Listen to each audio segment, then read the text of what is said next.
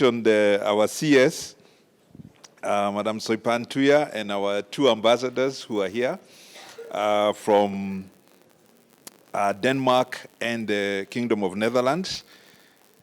They'll forgive me for not trying to pronounce their names. Yes, or trying to murder their names. Yes, yes. So thank you all for coming for this event. I think it all, if we zoom out far enough, what it starts with is that we live in one world. And so far, we've not found another one to go to. So this is the one world we're going to have to live in. And our children and our grandchildren, as far as we can tell. So it is up to us to be sure that we are taking care of this world, because there is nowhere else really to go. And the things that we're doing, the activities that we participate in, the life we live every day has an impact on this world. So it is really up to us to start saying, what are we? What is our impact? What can we do to make this a better world going forward? As the Association of Manufacturers, we also came to this recognition that yes, we make things and we sell to people. We are fundamentally business people. We are trying, and capitalists really, yeah, we are trying to make things, make money. But how sustainable is this? How long will this last for? And we've already seen the challenges. Currently in Kenya, we are going through a pretty difficult drought, and that is quite challenging for our businesses. We've seen our tree cover. We see a lot of waste in the market place as well that has blown back on us, like plastic waste and so on. It blows back to manufacturers. So we said we have to be part of the solution to these things. So we looked at it and said we have to play maybe three roles, or two roles at least. We said we need to be proactive about the change. Otherwise, the change will be brought on us. And I think the big measure for us, we can probably say today historically, was the plastic bag ban, which happened in 17. Oh, it was earlier than that. Anyway, yeah. But we realized regulation will catch us if we don't participate. So we've got to be proactive. Let's find solutions now. We can see the problems. How can we start finding the solutions early? And we started some work on that. I'll highlight some of the things we did. But the other thing we saw is that you need to include. I think the reality is that the climate challenges that we face are so big, you cannot exclude anyone. It's going to take more than just industry to solve those things, more than private sector, more than government, more than NGOs. We all have to work together to find solutions for this. And I think Loop is one of those events. You're trying to bring everyone. We have government here from NEMA, we have private sector, we have donors and manufacturers coming together and saying, let's find solutions that will make a better world for us. A big emphasis for today is the circular economy. And I think we decided that as we looked around, this is a model that helps us continue living the way we are living, not exactly the same, but getting the benefits of what we are living. And especially for Africa. Africa, we need to develop. And I think it's one of the big, touch points or collision points for climate action in the world, is that we are the developing world. Our people want to live in houses with fridges, with electricity, with tables. They want to dress well. They want to live well. But how are we going to be able to achieve that without destroying the environment or our world? So that becomes our challenge. And we think a circular economy is one of the models or one of the solutions towards this. And this is simple. It's about reducing waste. We had a linear economy before where we would make things, just throw them away. Make things, throw them away. But we've realized we can actually reduce waste. And reducing waste is also important for manufacturing. We know if you reduce waste, you increase efficiency, you increase profitability. So it's an important part of systems like Kaizen, etc. Reduce waste.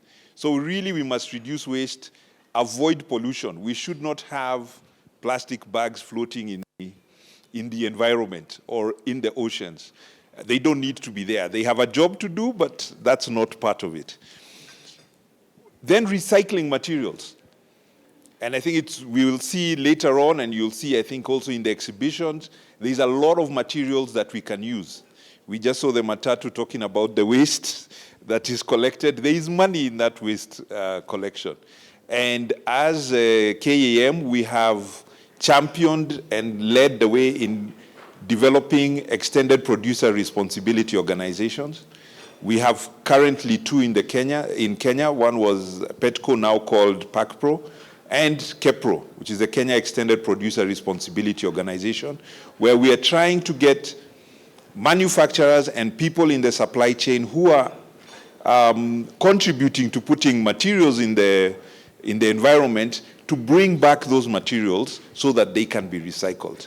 And we've worked with waste collectors, we've worked with county governments, national government to try and make a system, which we hope will be kicking off soon, that makes it compulsory for all manufacturers to participate and start increasing how much material comes back and is recycled. Finally, there is regenerating nature, because even though whatever we've done and we can try and mitigate, we know there is a lot of damage that has been done so far. And we want to commend government for the 2 billion tree project, trying to get Kenya back to 10% forest cover, or even more. Is it more now? It's 15 billion now, yeah? The number keeps going, yeah. And KAM, we've committed to participate in that. We have a project with our members where we are committing to participate in that. Actually, grow the trees, help generate the forest, because there is a lot of regenerating that we can do for the planet. And I think that the point is that we want to leave it. In the past, maybe we left the planet. We came in, took as much as we could resources, and then we got buried with them. But now we want to say that we want to leave with more resources than when we came in. That not only our net balance was not that we took away resources, but that we added resources to the environment. And those resources, both in environmentally, economically, and socially, that we actually added to the world. So as KAM, we've been doing a lot of this work. I'll just highlight some of the things we've done. The Center for Green Growth and Climate Change is the one that is really driving a lot of this work. In the past, we had the Center for Energy Efficiency, and we've had for many years, I think now 18 years, measuring energy output and how much we can conserve on power. And we have the annual event, which we call the EMA, Energy Management Awards, which has been going now for, I think, 18 years, and we hope that will continue.